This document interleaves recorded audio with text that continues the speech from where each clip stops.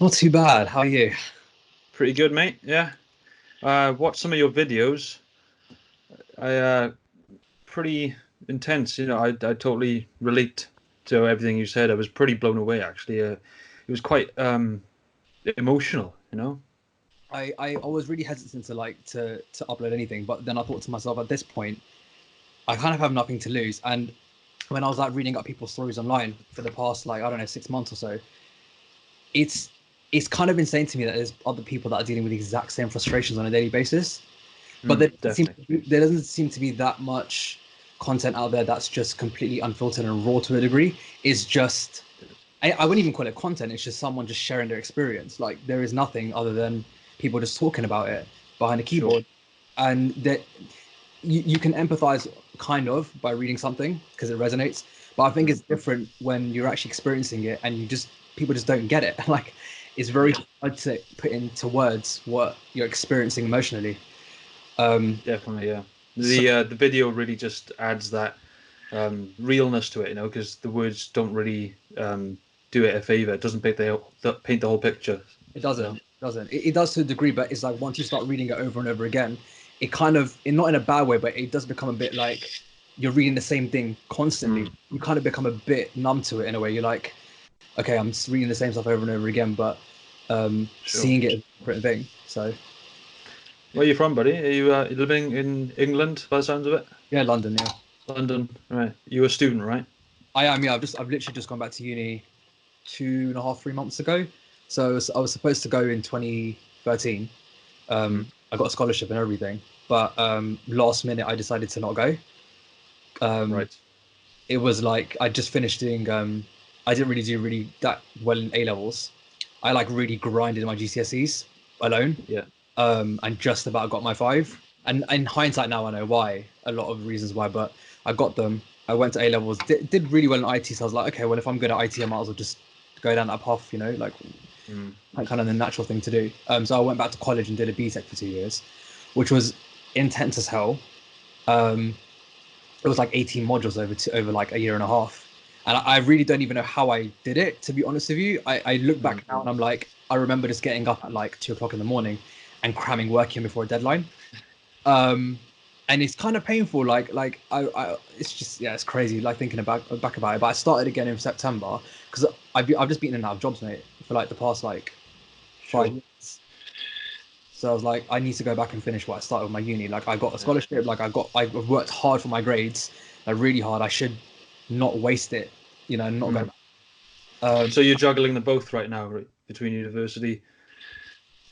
yeah. So literally, I just started uni, and then I don't know what compelled me to kind of like go and get a diagnosis. But I remember last year when I was in CBT that the therapist was like, "You have you ever been like tested for ADHD before?" She was the first one. She's like, "I don't think that you need to come to CBT because you've had it. You need Mm. to go somewhere else and get a diagnosis for something because I think that this is what it could be." And that was the first time it was kind of highlighted to me. To be honest with you, I was aware of what it was, but I didn't even. It wasn't even on my radar that I had it in any kind of way. It was only when she mentioned it to me last year, and I was like, they did referral to my GP, and I've been on the waiting list for like well over a year now, and I just went and chased it like about a month ago, and I was like, what's going on? Because I'm like, I think that this is like majorly impacting my life for a long time, like more than I thought. Yeah. Um, and they were like, well, there's first there was no funding, and then there's a lack of like ability to get an appointment. I was just getting so many different like answers every time I query it, and I was just like, do you know what? I can't do this anymore. I I'm like having I've had like multiple mental breakdowns throughout my life, like really bad ones that have put me out of work and like functioning for months at a time. Right. Um, Have so you had any comorbid depression along with that? definitely, I think in hindsight now, I do think it's comorbid for sure. I was always told you're probably just depressed, like you've got depression, like.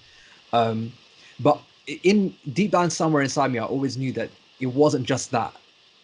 I don't know what it was that Mm. made me feel that way, but I was like, it's not just depression. Like you don't get it. It's not that. Um, because it ebbs and flows. Like there's times where I'm on a high and then I'm on a low. Then they thought, okay, maybe bipolar, and they went through that whole thing, and I was like, I don't know. I was like, I think it's something different.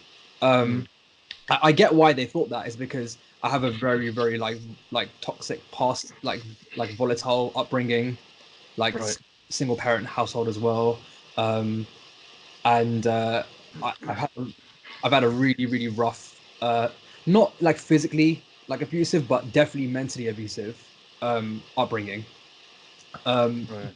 being between two parents. So I just put it down to that. I always put it down my depression down to like, well, I had a really shit upbringing, so like my parents are the cause of all this. Like, da, da, da, da. So I kind of went into that whole I can't blame myself for this situation. You know, it you kind of end up resenting everybody around you because they just don't get it, and you think that the reason why you are the way you are is because of the way you brought up. And so I went through that whole thing for like a couple of years once I grew up. But I think that that definitely exacerbated the problem, but that underlying condition was still there the whole time that no one really clocked onto or even thought to kind of question in any kind of way. Um, so that's kind of like, I mean, when I went to the psychiatrist and we went through everything, like everything started to kind of click. Right. Yeah, that normally does happen. And have you said you've been diagnosed or you're pursuing it? I know I've been diagnosed, yeah, as of Right. Okay. end of October now, yeah. All right. So an adult, yeah. These symptoms you've had, they walk you through your childhood, Yeah. and things started to click. It's like, yeah, that makes sense. Yeah, it definitely. I mean, like he went back right to birth, all the way up until like the present moment, as much as we could do anyway, because Yeah. there was a lot of stuff to go through. And it was he was like, yeah, you like definitely, like you pretty much you've got it. I mean, Mhm. I actually went to like uni, the uni therapist and stuff to try and like fast track an appointment because like they can do it quicker than a GP can. I got a date and everything for a test and all that, but it was so bad that I was like, I just need to pay for this. I can't wait another like month at this point because at this Yeah. it's like ruminating on my mind.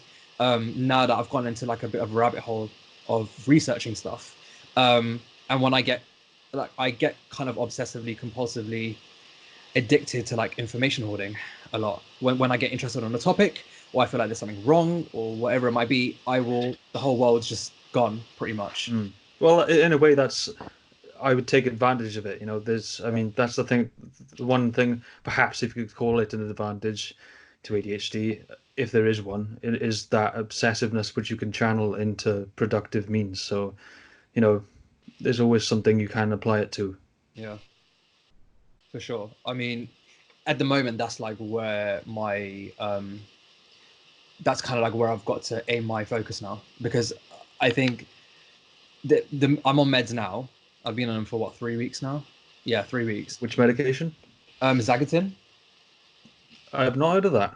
I don't know I can't remember if it's Concerta or Ritalin equivalent, but it's like the non-branded version of Concerta or Ritalin. I did speak to my nurse about it, but it slipped my mind Right. because we've been Oh, back and forth. Hold on, I've got it here. it's Yeah, there, is Zagatin. it like Zygot? I've never heard of that. Oh, methylphenidate. Right. It's a Yeah, different brand then. yeah, it's different brand. Yeah, so um, yeah, got started that 3 weeks ago. Just 80 milligrams at first, but What's it like? I mean the first day was a bit surreal. I took it at like 2 o'clock in the afternoon because that's when I could get the prescription. Uh, and it was definitely a euphoric kind of feeling, obviously, because I've Sure. never. I mean, I'm not gonna lie. I've been prescribed SSRIs in the past for depression and stuff, but I refused to take them. I did tell the GP I took them, but I refused to take them because I knew that that wasn't, like I said, like I knew in me it wasn't the problem. Yeah. Um, and I didn't want to go down that rabbit hole of taking SSRIs and not like trying to tackle this head on. I'm glad I didn't in hindsight. But with this, it was very weird because I'd never taken medication for mental health. Um, so I took it. I got very much got like a rush into my brain. I remember just going out for a walk and I just kind of went to the local coffee shop and sat there. And it was really a bit weird, but it wasn't like overwhelming in any kind of way. It was just a bit weird. Um, Mm. the focus was like there was a lot of focus and there was a lot of like patchy things going on. But then the emotional volatility came in and I was like, oh my god, it And was it's only 18 milligrams, is it? it was like Uh, really bad. I mean, I was like 1 minute fine, the next minute in tears. It felt like I was bipolar, honestly. Like I uh, was mood was just switching so all over the place constantly. I watched one of your videos about a medication, and you said that you were extremely volatile on it. And I could see the emotion, and I could hear it in your voice as well. And it was like, oh shit, this is awful. Yeah, Um, it can be ugly. it was. It is. I mean, even just 2 days ago. No, not even 2 days ago. Was it yesterday? Yesterday, sorry. Um, I remember I didn't want to leave the house really, but I went into central London. My sister had to go and pick up something, so she's like, "Do you want to come?" I was like, "Not really," but I went because I was like, "I'm going to be stuck in front of the laptop screen all day if I don't do something." So I left, and I just had this like episode of just feeling completely and utterly detached and numb. I remember just like I was at the bus stop, and I was just sitting there, and I was just like, I was just kind of, I had a bit of like a moment where I was like, I was just in disbelief this was my life, and Mm. I kind of just emotionally just shut down. Like I was just staring at the floor, and I don't know if it was the medication that caused it because I'd gone up a dose, but it's really complicated to figure out whether it's the medication or if it's a state of mind or if it's emotion or if it like what it is that's triggering it. It's not easy to kind of quantify what it is. Um, Sure. I mean, the first dose, like that week, it was really bad. Like I was just in tears. Like when the crashes were really bad, constantly in tears. I didn't want to move. I didn't want to get up. Um, Mhm. and then the week after, I was a bit hesitant because we're like, okay, we're going up to 36 milligrams now. Like it tapered off and it kind of got stable at the end of the week. So I took the 36. But again, it's just been like rocky constantly. I stuck with it because I mean I kind of did want to stop because like I don't know how impulsive this is going to get, and I don't know if I'm going to do something stupid. To be pretty honest with you, because of the way I was feeling. It's very weird to be really self-aware of your emotions and realize that it's not really you that's causing the reaction. It's kind of like both the medication and like past stuff that's like stuck in your brain that's kind of evoking like a really heavy emotion. So to not act on it is really hard when you're in that state of mind because you kind of don't feel like you're in control of your emotions and your actions, even though you're self-aware enough to know that it's really really complicated. Mm. Yeah, I uh, mean the mind over matter aspect of impulsivity, especially with ADHD. Obviously, having traumatic experiences is going to just emphasize those emotions tenfold. So you've got that to battle with on top of that. So it's going to be something you got to have to accept, I think. But it's all about continuing and not giving up, as you said. You've got that passion inside you to keep on going. yeah. For sure. I mean, I don't, like. Did you ever get super emotional with? I mean, because I know you've tried different meds, right? Yeah. So I have no frame of like I have no one around me that I can ask or who I know other than people that I've read online, obviously about their like testing different medication. I don't know if anyone else has had that much of a strong reaction to trying something new or switching between medication. Um, I did speak to my nurse about it yesterday, and she was like, Good. just she goes stick with it, like wait and see how things go. Um, Yeah, I don't know if you had any similar experiences with medication. Yeah. I mean, I still experience some. Um, it messes with my mood a little bit into this day. I mean, I've switched to Vyvanse, um, and I still get the dip in the afternoon.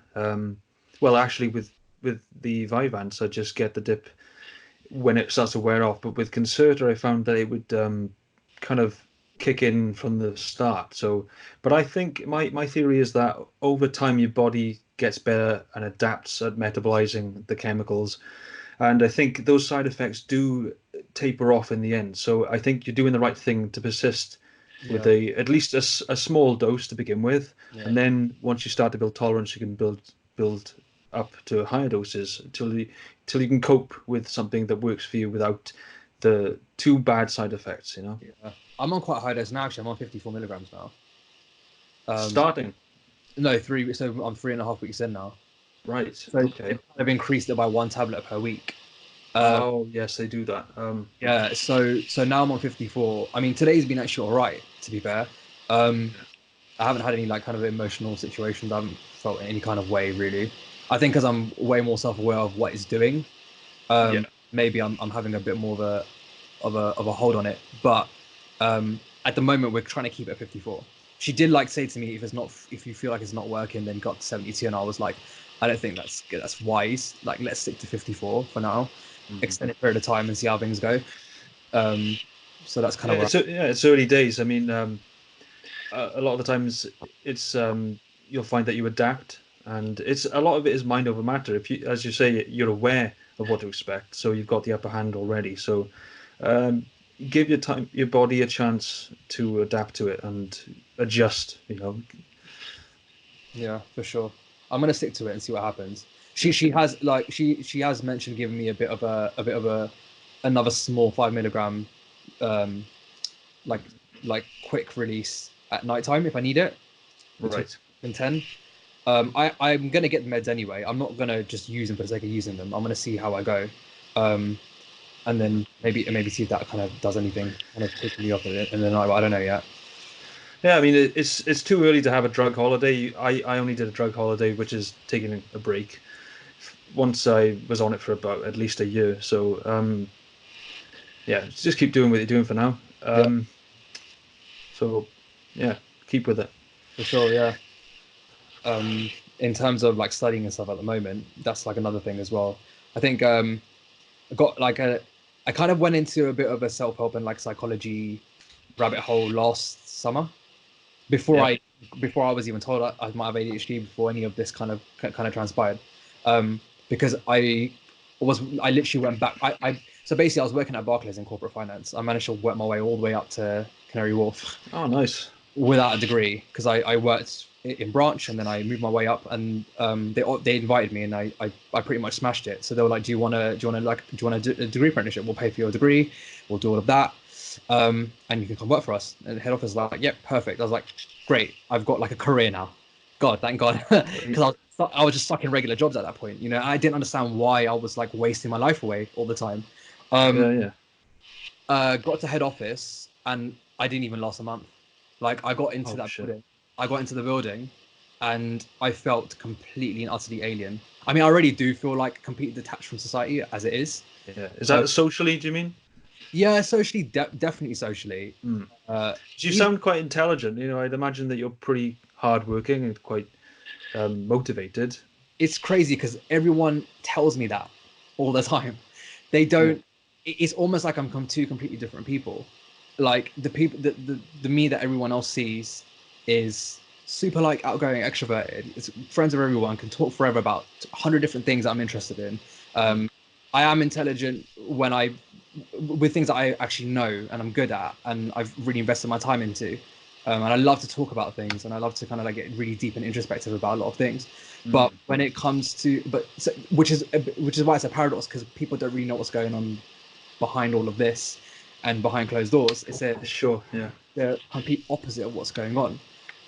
Which is why, you know, when you're growing up and people tell you like you're really smart, you're so intelligent, like what are you doing? Like no no no no no. It is that heartbreaking thing where like everyone's telling you like what are you doing, and you can't articulate it in words what is going on, because they can't they don't get it, they don't Hmm. understand. What And kind of issues have you had socially? definitely been very much an kind of like an ambivert. Like I'm extroverted when I'm around people and I'm great, like getting on and kind of like maybe faking it, I think. Yeah. And then like being complete introvert when I'm by myself. I think that I kind of maybe that behavior got adopted when I was a teen, because I had like loads of family problems at home. So it was like school was like my escape, really, to get away Hmm. from all the toxicity. So it's like the minute I leave school and the minute I leave my friends at the bus stop and go home, it was just like I was dreading what was going to happen next, because it was just like constantly arguments all the time, like going back and forth from my dad's to my mum's, and me and my mum used to like really get into it, like literally argue with me like at 12 years old throughout my entire teens. It was just horrible, really. I I mean, bet.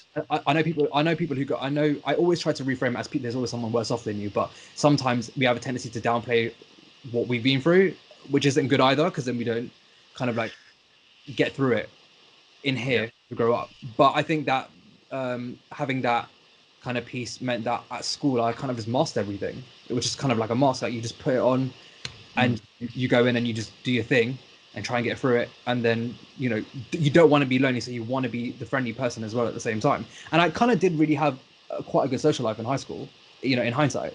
But because I was a really sick kid, I was never in school. I was always my attendance was like way less than 50% throughout all my high school years, because I had asthma. So I was constantly in and out of hospitals with asthma attacks. all the time. So I was just really sick. So every time I went back to school, it was like, oh, like teachers wouldn't believe that I was off sick. They thought I was truanting, and so they wouldn't help me with like studies, which meant I had to like give up like PE and all these kinds of things, and I had to like sit in the headmaster's like in my headmaster's office alone, and like catch up with like core modules. So like that's when the isolation kind of got worse because I was like, and I couldn't read what I was like studying. Why do you think you isolate yourself? You mean like as I've grown older, or like back then? Well, it doesn't matter, I guess. I mean, Either. now it's become almost like not a habit, but I think it's just kind of innately. I don't want to say it's innately who I am because it's not in my heart, but it's just become that way because I I've had major emotional issues, like people leaving, like and people then like just not like kind of like disconnecting from you for whatever reason, even though there was not any reason to kind of disconnect from you. And it's hard to maintain social relationships as well when you're dealing with so much in your personal life. Like it was literally work, home, homework, trying to like pretty much survive with my mental health, honestly, and not do anything stupid. And then like balancing everything, it's just impossible to do, and it takes a lot of effort to keep social relationships up. Sure. Um, and I mean, I still have like one or two mates that I've known forever, but new people coming in and out of my life happens all the time, and so it's exhausting to kind of like having to dedicate an allocated amount of time to people and to go meet people and connect and meet new people when you've got no time management as it is and your life's already a mess. You're working a regular job and you've Ever got like adapting. yeah, like you're worried more about the fact that when you go out and you meet people, it's like, well, what do you do? I don't know what I'm doing because I'm working a shit job because like I'm going through this problem and they won't get it. They won't understand. So it's like you kind of there is that kind of like shame factor, I guess, and judgment factor that you kind of don't really want to impose on yourself. So you kind of end up inadvertently just avoiding it entirely. Yeah. Uh, I don't know It's if you a rejection dysphoria. You always hard on yourself. definitely. I don't know if you can relate to the same thing, but definitely I am kind of my own worst enemy in that kind of way. Like I expect way more out of myself than I actually do. And so it becomes like a self-fulfilling prophecy because when you don't even do the most basic things on a regular basis, like consistently, you're like, I can't even do that. So then what the hell, what, like, I can't do anything if I can't even do the most basic things. So it becomes a bit, but that in itself becomes like a negative mindset and Sure. habit. Yeah, self-fulfilling prophecy. Yeah. How would you say that your ADHD affects you on a daily basis? Average day. At the moment, it's really bad still. Um, I mean, the other day, I think I woke up at like 4 o'clock in the morning and I was on my laptop till 1 p.m. in bed Been there. because I was It's just, just. it, it's the only way I can describe it is like you're talking to yourself in your head and you're telling yourself like get up, just get up, Yeah. get It up. feels physically impossible sometimes. But you feel like it's like your body and your mind are detached and you feel paralyzed in your own, you feel like a prisoner inside your own body physically and mentally. It's scary, to be honest with you. um yeah, I don't really know, that's the best way I can describe it. It's like you want to do something and then you don't, and then Mm. it's self-loathing begins, then it's just like Yeah, it's, it's a vicious cycle because I think that you want to do it, you should do something, but I think you don't have you we struggle to gather the energy mentally to psych ourselves up. I think to face the world. yeah. I mean, like even with the Barclays situation when that was in 2017. My cousin just got married in that summer, so it was quite a good time. um and I was gearing up to start. Went through the whole induction, was there for about a month, and I just remember like getting a piece of paper and not being able to read it. And I was like I was already really stressed out and obviously like heavily depressed at the time. But I just remember like getting a piece of paper and literally not being able to retain a sentence from that piece of paper. And I was just like, what the hell is going on? That was the first like Oh, I I know exactly how you feel. I thought literally that was it for me. Like I just was suicidal every day. I was like, I can't even I can't read words anymore. Like I don't know what to do. Um And and you're a student, so I mean, what are you studying? I computer science. I imagine that's pretty textbook heavy. It is. I mean, like I've actually last summer I went back into reading heavily. Um, after not reading for X amount of years, like from like 2013, when I finished college up until pretty much like last year, I hadn't read extensively in years other than work stuff, like nothing out of that. Um, and so I just reached a point where I was like, I can't do this. Like, I need to like start reading, get myself, I need to get knowledge about what's going on because I can't do this. Because what happened was that winter in 2017, I then quit. Well, no, I started CBT, and I told work like I'm not coming in. So they offered to like give me support. They were brilliant on their end. They did everything that they could. Um, and they had a meeting with me. They're like, we really don't want you to leave because it's like a great opportunity. Like a lot of people would want this kind of opportunity. And I was like, I know. This is why it's breaking my heart even more than it's breaking your heart, because I don't want to do this. I feel look after yourself. I feel like I haven't got a choice because I'm no use to you in this state. Like I'm not used to you in this state. I'm gonna end up wasting your time and my time trying to pretend that everything's okay, and I'm gonna kill myself into doing this when I can't explain to you what's going on internally. And they just didn't get it. They just didn't understand it, and obviously they wouldn't. So I couldn't have any like hate towards them for it or anything like that. I was more grateful that they even gave me the opportunity, but I had to quit at the time. I was like, I'm really sorry, I can't come back. I don't know what to do. And I literally just stayed at home for like 4 months. Didn't work, didn't do anything from throughout the whole of Christmas up until like February. I just locked myself at home. I was just in tears in bed all day, every day for 4 months. I'm sorry to hear that. Yeah, I had savings from work, and I was like, well, I've got money to live off, so I'm kind of lucky in that regard, ish. And the crazy thing is, I remember years ago saying to myself, I better have money saved in case I need a safety net. It's almost like I knew something was going to happen, so I had money saved up in case something happened. Then it happened. So I basically blew through all my savings that I had, and I was like, well, shit, I've got no money, so I'll have to go and get a job. So it is kind of like the last minute thing, isn't it? It's like when it's the thing where we leave everything to the last minute. I mean, that was literally to the last minute where I had no money. You sound pretty good with money. I mean, you're able to save. I can't do it to save my life, but you blew it all. It was 50-50. So honestly, I was heavily in debt for years, and my mom never understood it. She just didn't understand it. My dad, I don't know. I think it was a mix of like one parent didn't want to spend a penny and one parent spent too much.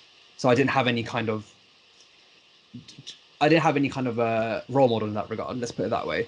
So I kind of just spend, constantly spending money, like impulsively all the time. Same. Racked up like 10 grand plus maybe, in cards. Oh, jeez. Like a lot of cash. I mean, I'm still paying off some of it now. I think I'm about halfway there now, but it definitely is annoying because that's one thing that's kind of stopping me right now in life, is the fact that I've got debt that I need to clear too. But I was saving as well as paying off stuff and working, so I was kind of doing all three at the same time. But then I blew through all the savings and I was like, well, I've got no money, so I need to go back to work. So I literally was just like apply for any job possible at this point to do what, just to get any job. Got loads of rejection. Then I ended up getting a job at John Lewis, and I was like, okay, great, safety net. I've got money now. But it's kind of crazy going from like a corporate job to then working in a warehouse. Bet that didn't feel too good. I don't, at the time, I don't even think I was like really aware of what was going on. It was just survival mode. I was just like, shit, I need to get money. I don't know what I'm going to do. Yeah, well, you've been responsible. You've bounced back in that sense. So, I think don't be ashamed of it. You've got to do what you've got to do. I mean, it was a bit like I just, the thought of going to the job center at the time was just like, I can't do that. I could have easily gone down that route, but I was like, I come from a single parent household, and I've seen the way that kind of snowballs into inaction in life entirely, and just stop from doing anything, because that's what my mom is like. She works part-time, but that mindset got into her head, so it was kind of like now she just does the bare minimum. And it's like I always said to myself, I don't want to end up like my parents, and the trajectory right now is ending up that way. And I don't know whether or not, like, I kind of now do see maybe she has ADHD. I don't know. Very likely. But she should probably get tested as well. The traits are heavy, and she's completely in denial. But then, like, the thing is, being Asian, it's like I'm not saying like Asian people have it any worse, but they don't believe in mental health problems. Like, it's not like a thing that their generation or any of them really believe in at all. Yeah, I think I can see that, yeah. Which is why in our like culture, there's a lot of like mental health is completely brushing under the carpet. It's not something that's really discussed or talked about at all. Um, so there's that too, and she refuses to get treatment. She refuses to get seen to, and all that kind of stuff. And I just gave up after like 5 years of trying. I You did, can't help. Yeah, don't. and It's not your job to fix other people. yeah, Don't waste your stress doing it it. was, it was really hard to get to that point though. I mean, like last year May, I had enough because basically I went to work at John Lewis from February onwards, and then in May I had another breakdown, and I was like, oh, I can't do this anymore. I just can't. Which is why then I went into like reading about psychology and stuff. But at the time, I kind of just shut everybody else out. I'm like, I want nothing to do with anybody, including family. I can't be around you people. I can't talk to you people. I can't. I need time alone. Yeah. And I can't help anybody else now because I got to try and help myself. Because I've been selfless to the point where I've put myself right to the back of the queue for too many years. But now it's like a life or death situation, and I can't do this. So, and it was hard for them to kind of understand that they just didn't get it. But I was like, I can't do it. So you guys need to figure out how to sort your own lives out because I need to try and figure out what to do with mine, which is why I went into reading a lot. And then I read about a lot of neuroscience, a lot of cognitive psychology, and Fair play. yeah, it helped a lot. It definitely does help a lot to understand how the brain works and to like Yeah, understand how subconscious habits get indoctrinated into you from like childhood and your upbringing and all this kind of stuff. absolutely. Yeah. And once I started to understand all that kind of stuff, I was like, also it's just not me going crazy. There might be something to this here. Yeah, that's kind of how that happened. But then I kind of picked myself back up off the floor. I was just like, look, this is I'm in a warehouse job, but okay, what can I do right now? Like the best thing I can do is try to get myself right mentally, at the very least. I got a job, like I got a roof, so like let's just like Yeah, that's good. That's very good. let's bounce back. And then I started to kind of get back into graphic design again, which was like really, it kind of saved me at that point because I'd put it off for a long time. Because I used to be really, really into art when I was a kid. A lot of basically a creative heart, you know. But I neglected it for like 5 to 6 years, like through working. Because when I was working, I think at one point when I was working, when I first started getting a job instead of going to uni, I got like a regular job, just like at Sainsbury's or whatever. I was working like 77 hours a week Wow. for for almost 3 years. Well done. That's quite an achievement. I mean, it was, but it was like when I look back at it now, I was escaping home, and I was escaping my own head, and it was a physical job, and it was like everything was kind of like reversed. It's like, oh, like I'm being social, I got a job, I'm getting money, like everything started changing really quick, and it was kind of like giving me a lot of dopamine hits constantly, and Sure, yeah. I was getting good at it. So I was like, stay there kind of thing. And everybody would be like to me, why are you here? Like, what are you doing here? What's your life here? And I want to escape. I didn't understand I didn't understand their logic, but then they didn't understand what I was going through at the same time as well. Because I like those 2 years of college exhausted me mentally. I was like, I need a break. Yeah. I need a break from academia. I can't. Mm. So work was a totally different outlet. Yeah, sure. But 70 hours a week killed me after a while. Burnout. Definitely Overwhelm. in 2015, 2016, I got majorly sick. I was like double my body weight that I am now. Wow. I lost like 30 kilos, something stupid like that in like 9 months. And then so my digestive system just shut down in 2016. Like I couldn't digest food. I lost loads of weight. They were like, you're underweight. What's happening? I was like, I don't know because I don't eat healthy. They're like, it's probably stress and you're overworking. And so then I went through like a year of like seeing digestive consultants because they were like, we don't know what's wrong with you. You can't eat food. You're not putting on weight. So then I had to have surgery. So it's been like Shit. it's been You had a hard time. it's been a mad 5 years to say the least. And even before that, like my teens as well, constantly in and out of hospital, like almost died a couple of times because of asthma attacks, been in intensive care. I at one point I was on experimental treatment. I had to have like injections every 2 weeks for my asthma to save my life. So You're a soldier. You're a soldier, you are. It's kind of like I try not to go back and revisit all those things, but sometimes I sit here, I'm like, the fact that I'm breathing right now is kind of a miracle in hindsight. But it's been insane. So like I think last year as well, I just was exhausted. I was like, I can't. I've been through too much to like continue. But then graphic design did all that kind of stuff. Then I had a couple of manic episodes, and that's why I thought it was like bipolar at the time. But then now I realized like it was like a rush of dopamine after a really long time of not having anything. Yeah. I wasn't sleeping for like days at a time. Um, yeah, and so I'm still there, John Lewis now, but I moved roles. So, Fair enough. uh, but yeah, but yeah, I don't know. We're coming up to 35 minutes now. I'll try to keep these videos short. Is there anything else you want to add? Um, Not really. I mean, at the moment, I'm honestly, I don't know if I'm going to stay in uni or not. I have only been there for 2.5 months, but I'm finding it very overwhelming. Um, and I haven't actually been for like 2 weeks, to be honest with you. I haven't. I've been finding it even hard to get out of bed in the morning. I just don't even want to get up at the moment. I get up with my alarm and I stay in bed for another 2 hours, and I know that's not right, but I think it's just really bad timing that I kind of got diagnosed and medicated at the exact same time that I started uni, and I haven't been in academia for like 5 years. It's pretty much a full Yeah. time. It's like a full time job, and I kind of underestimated how much of a full time job it would be. I think honestly, and Yeah, so yeah. juggling a part time job and trying to sort out my personal life, my mental health, and uni at the same time, it's just not doable all at once. That's a lot for a neurotypical person, let alone ADHD. So, I mean, you just gotta. I think you gotta focus on segmenting everything. As the saying goes, "How do you eat an elephant? One chunk at a time." I think that's very, very important for people with ADHD. Yeah, I think I don't know if I'm going to defer a year or not yet, or if I'm going to maybe switch course. I don't actually know what I'm going to do, and it's kind of scary. I Mhm. was watching the videos. I mean, I was watching the video that you put out about almost dropping out of uni, and everything that you said in that video, I echo the Mhm. sentiment right now. It's like, what's going to happen when you get older? Like the way the world's moving so quick, like career, future, parents aren't going to be here. What are we going to do? It is a really scary thing to think about on a regular. Definitely. It is terrifying because like Mhm. you just see people are like, well, you need to be like, you have to be like an autodidact and you've got to know everything about everything and like be a quick learner and like you need to know like a bit of everything to kind of like keep up in this world if you're going to make it in any kind of way, even in a regular career. And it's like it's more of a dog eat dog situation than I thought.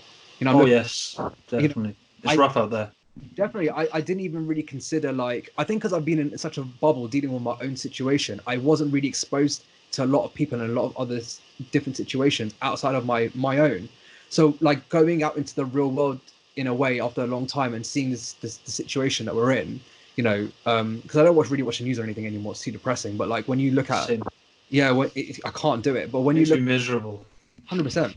Mm. When you look at like graduate numbers and you're looking at like job situations and industries and what's happening, you're kind of like it's kind of almost like I'm like, why am I even bother doing this degree? In a way, like I know it's a bad mindset to have, but it's kind of like I'm kind of damned if I'm doing, I'm damned if I don't. And because we're older, it's like shit.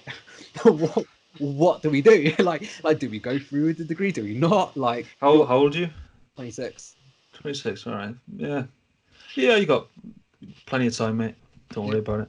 I mean, you finished your masters, right? Or are you doing it now? Uh, well, I was supposed to finish it about 3 months ago. I'm supposed to be handing in my dissertation in about 10 days. So my motivation is just dead and putting it off and putting it off. But I know how I work. So I know that probably in a few days before the deadline, I'm just be like, oh, I've got a sense of urgency now. Now I actually care. So I'll just like spend 3 days working on it, just doing all, staying up all night or whatever, just to get it done. It's the only time I feel like I actually feel the urgency to do it. It's the same with me. It's horrible though, because like now I'm like, if this is what it's like first year and I'm only a couple months in, how the hell am I going to get through three? That's Mm. like my mindset, and I think that I need to maybe switch gears and do something that maybe I have some kind. It's not I don't have interest in computer science, but it's super theory heavy and technical. Yeah, I bet. You've got to do a lot of like self learning as well, and it's taking me longer to understand. I understand the stuff, but it's taking me way longer than everybody else. So Yeah, I can't keep up with the pace. That's what it sure. is. So I don't know if I'm going to deviate away from it and do something completely different, something that I'm interested in, maybe like a humanities based subject. I mean, what did you study for undergrad? Believe it or not, I did photography, Oh, which nice. is totally useless, but I loved it, and I Yeah, got a 2-1 for it. So once I graduated, I thought, well, this is, it's nice to have, but it's pretty useless. So that's why I went into business management. And I which think I just, I wanted something that was useful in the workplace. it's kind of like it's really really heartbreaking because a lot of people are like don't bother doing anything that's art or humanities because it's worthless. And everywhere you read, like I kind of went into a bit of a rabbit hole last week. I was on LinkedIn looking at like requirements for jobs and like graduate numbers and what degrees are worth it, like the ROI on a degree now, like depending on what you pick is because we're older. So it's like, what do you do? Like, do you do something that you can handle? Do you do something that you actually love and you have a passion for, even at this age, even though it might be harder to get a job in it, or do you do something super hard and then that means neglecting every other part of your life, including social life? Because I don't have a social life right now at all. Still, and it's even harder now because I'm trying to juggle too many different plates. But at the Sure. same, for me, I would love to do like I wanted to do graphic design even this late because I knew that's where my heart lies. But then on top of that, you kind of have to do a bit of everything in that field anyway, and it's not.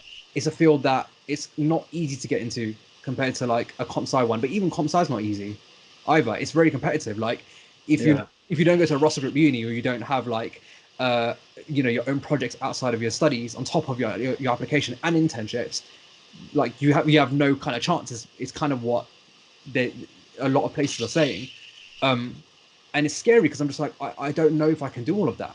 On top of that, Yeah.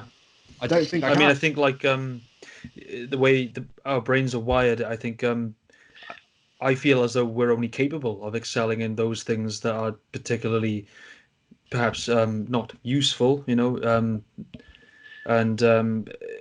I feel like to compete in the corporate world with these, these high-end technical jobs that require a lot of executive function, it's like I can't compete in that. I'm not wired for it. So you just bounce from one thing to the other until you find something that sticks. Yeah, it is. It is hard. Um, and I don't want to be the person that like I think we have a tendency to kind of beat ourselves up a bit because we're just like, God, like why can't we just do this at I least? know, right? Degree at the very just get the degree at least just get Story that, of my life. at least get the degree so then you have a secure future. But then I I have it. I kind of like I research way too much. So then I get myself into a loop where I'm like, shit, I don't know which option to go down now. I'm not even listening to myself. I'm trying to get external opinion because I don't know who to listen to. Uni's obviously going to say, yeah, come and do our course. Like it's great because they want students on the course, but they're not really telling the full picture.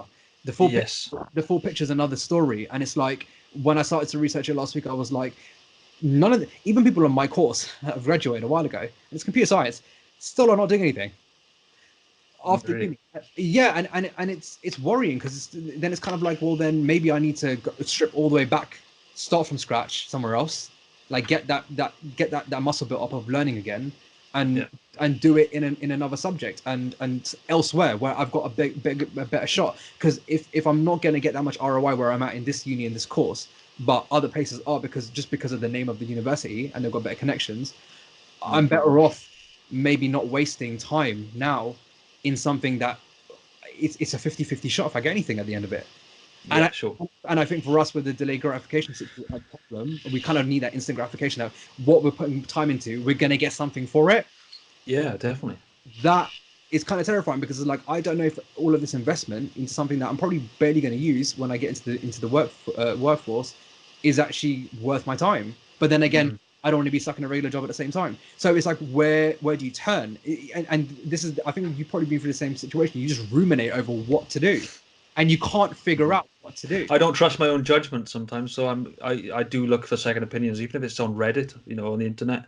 Mate, same here. I mean, the amount of Reddit threads I've posted, insane. The amount of like Twitter threads, like I contact everyone. Like I'm always looking for someone to give me an answer for something that I'm dealing with, Don't and blame me. and it's it's not it's just not a great way to be because we can't do that for the rest of our lives. Like I know, right? not doable. But then again, if you've got no one around you immediately that you can go to for help, then what do? You kind of do go to the internet and ask other people, um, and it's scary to then uh, I think trust yourself and take a leap of faith and just jump and maybe do something. Take a risk. Sure. Uh, Well, I think we should cut it there. It's come about 45 minutes. yeah, Um, Pleasure talking to you, Jamie. you too, mate.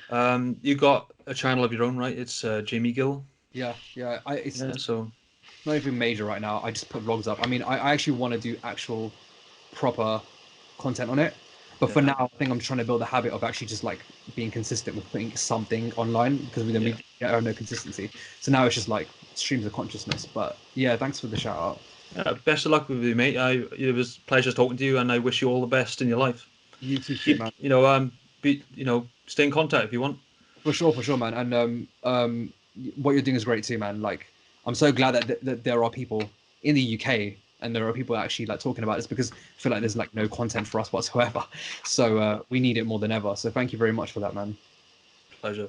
All right. I'll see you, buddy. All right. Take care, mate. Thanks a lot. See you later. Bye bye. All the best. All the best.